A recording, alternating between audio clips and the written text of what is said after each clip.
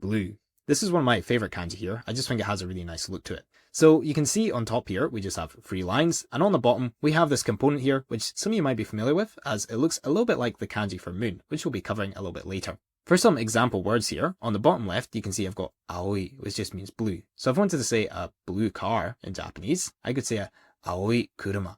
On the right here, we have aozora, which just means blue sky. The top component here looks a lot like the kanji for life or birth. But for the purpose of learning this kanji, I actually like to think of it as the kanji for king, since it looks a little bit more similar to the kanji for king. As you can see, it's just got 3 lines without any stroke at the top there. Then of course, that bottom component there is meaning moon, which is a kanji you'll see a lot in Japanese. In order to remember this kanji, I just like to think of a king looking at the moon in a deep blue sky, and that gets that real meaning of blue, as a moon can be quite blue, and also the night sky is quite blue as well. So you can see I've got this image here of Simba from the Lion King, since that's a very strong association with king. But for those of you who are not familiar with the film, the lion is commonly known as the king of the jungle, so this is a great way to get that association of king.